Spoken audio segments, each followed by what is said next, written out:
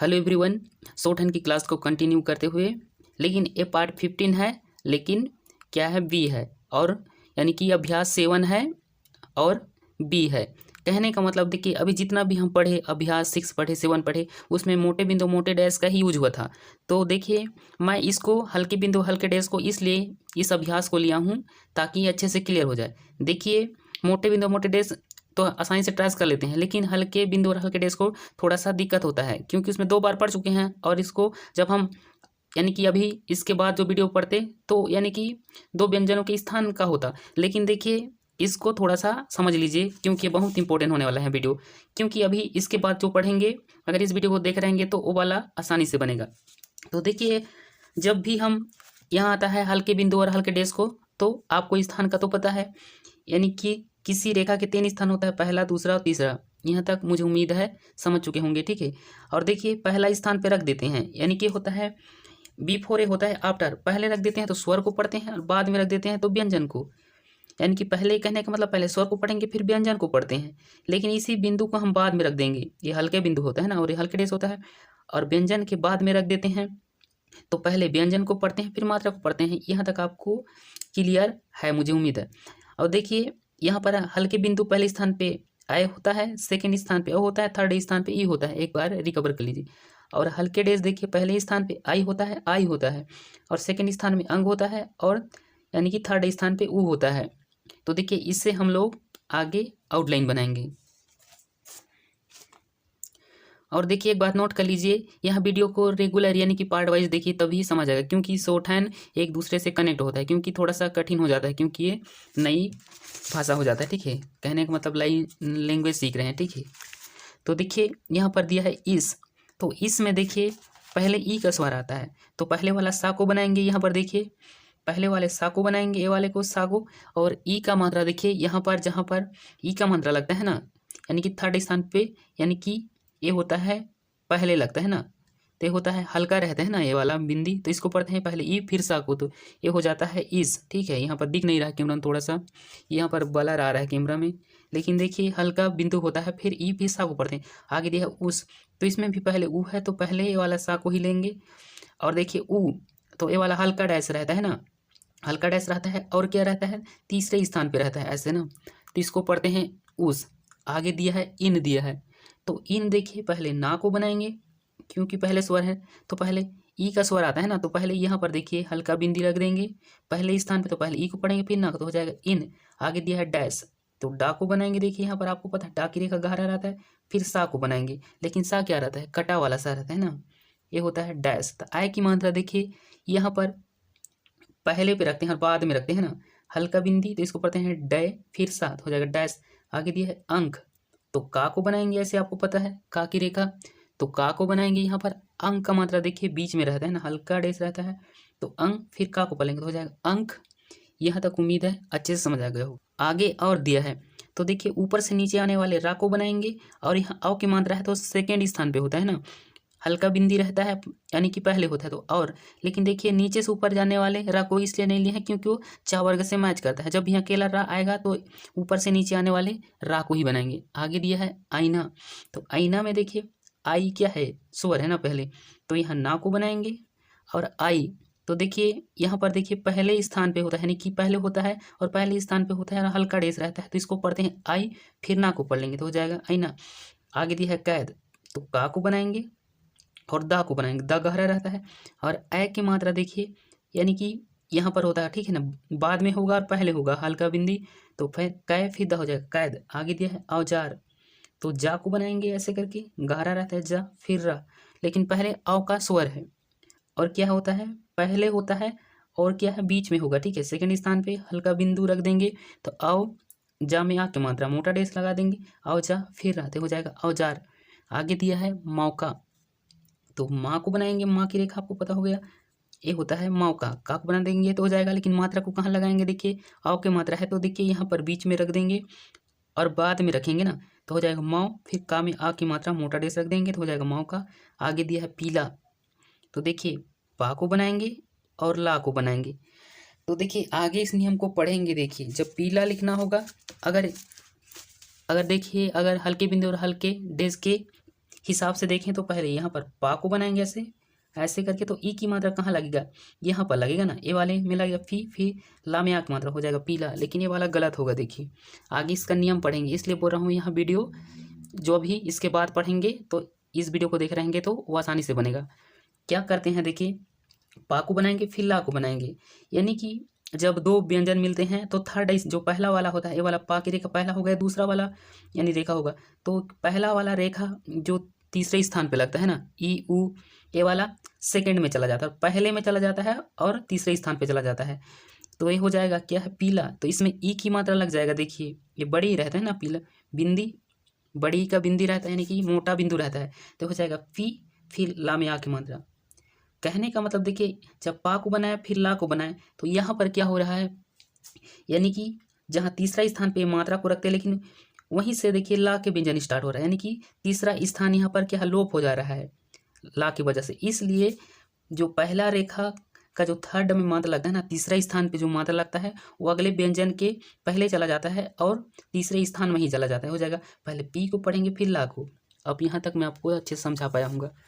तो देखिए जो ए मात्रा यहाँ पर लगता, लेकिन यहाँ पर क्या है, यहाँ लोप हो गया ला की वजह से, ला की रेखा पे है, तो इसलिए ई की मात्रा को ही रखेंगे, मोटा बिंदु को रखेंगे क्योंकि बड़ी ई है, तो हो जाएगा फी, फिर ला में आगे मात्रा, तो हो जाएगा फीला।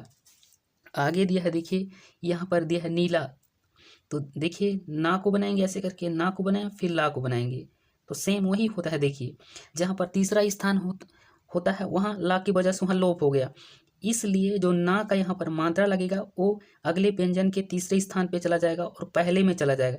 तो पहले नी को पढ़ेंगे, मोटा बिंदु रहता है नी, फिर ला, इसमें आ की मात्रा लगा देंगे ला में, तो हो जाएगा नीला।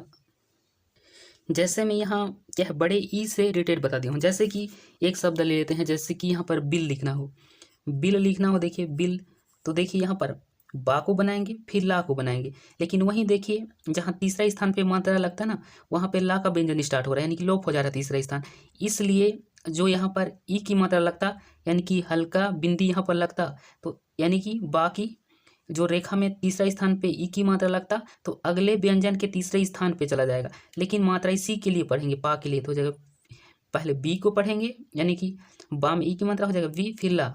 ठीक है, यहाँ तक आप लोगों को समझ आ गया होगा। इसको अगले वीडियो में और अच्छे से बताऊंगा। ठीक है, आगे दिया है इमली, लेकिन देखिए इमली को हम लोग कैसे लिखेंगे, इमली को देखिए स्वर को तो लिखते नहीं है, पहले तो माँ को बनाएंगे इम, फिर ली, ऐसे माँ को बनाएंगे फिर ला को, लेकिन देखिए ई का मात्रा, देखिए जब यहाँ पर देखिए पहले स्वर आया है ना, तो पहले स्वर आया है तो यहीं पे हम लोग मात्रा को रखेंगे। देखिए इस नियम के अकॉर्डिंग नहीं रखेंगे, देखिए पहले हल्का बिंदी रखेंगे, तीसरे स्थान पे ही रखेंगे, लेकिन यहाँ पर बोल रहा हूँ क्या हो रहा है, यानी कि जहाँ तीसरा, यानी कि तीसरा यहाँ पर देखिए स्थान होता है, यानी कि ला की वजह से लोप हो गया, लेकिन तो पर भी देखिए स्वर है तो हमको यहाँ लगाना ही पड़ेगा, यहाँ नहीं लगा देंगे। ठीक है, यानी कि पहले स्वर है तो हमको वहीं व्यंजन में लगाना पड़ता है, इम फिर ई की मात्रा, मोटा डेस यानी कि मोटा बिंदु रहेगा वाला, हो जाएगा इमली।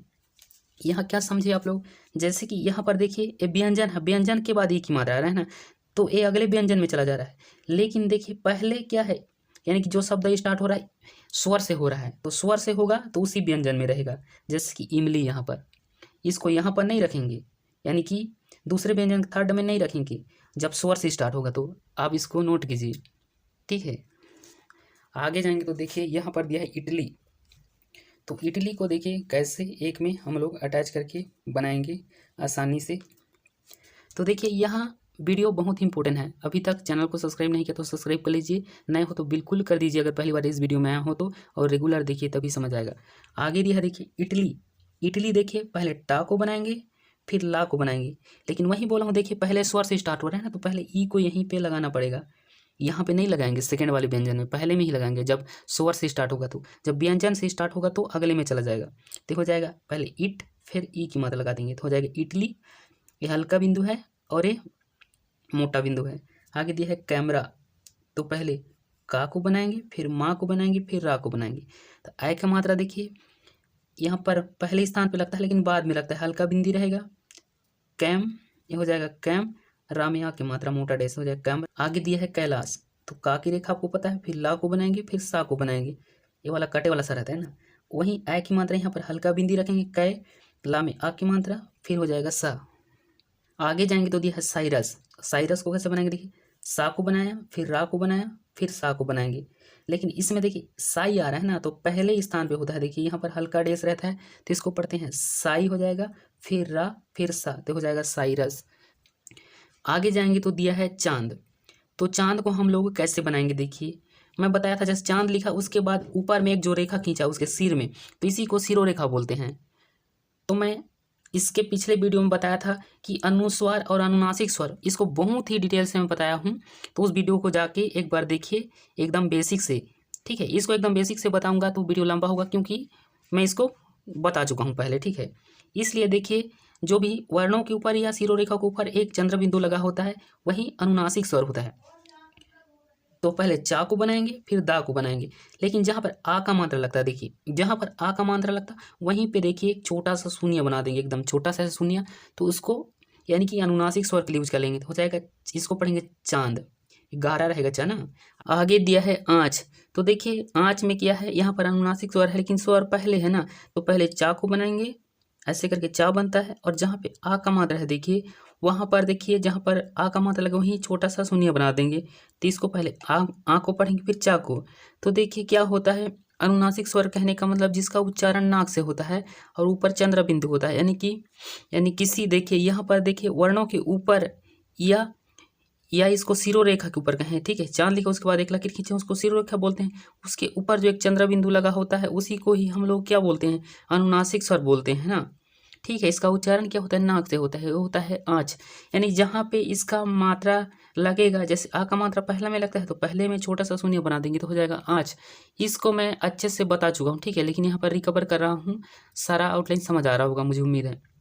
आगे दिया है देखिए अंत दिया है, तो पहले स्वर है, तो पहले देखिए ये पहले वाले ता को बनाएंगे, ये हो जाएगा। लेकिन जहाँ पे अंक मात्रा लगता है, देखिए कहाँ पे लगता है, यहाँ पर सेकंड में लगता है और पहले लगता है ना, यहाँ पर हल्का डेस रहता है, तो इसको पहले यानी अंक पढ़ते हैं, फिर हो जाएगा ता, हो जाएगा अंत। आगे दिया है देखिए पंप, और देखिए ये वाला क्या होता है, ये होता है अनुस्वार होता है, ये वाला ना अनुस्वार, और ये होता है अनुनासिक स्वर।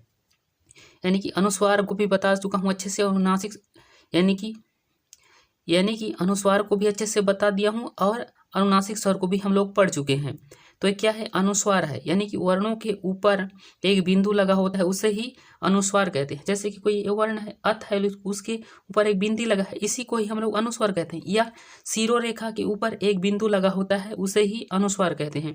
जैसे यहाँ पंप बनाया, यानी कि उसके ऊपर एक लकीर खींचे, इसी को सिरोरेखा कहते हैं, उसके ऊपर एक बिंदु लगा है, इसी को ही अनुस्वार कहते हैं, ठीक है। इसको पढ़ चुके हैं हम लोग पहले ना, ज़्यादा नहीं समझाऊंगा। यहाँ पर पा को बनाया, देखिए यहाँ पर एक बार फिर पा को बनाएंगे, वही में अटैच कर देंगे, अलग अलग नहीं बनाएंगे, एक ही में पा को फिर पा को अटैच कर देंगे।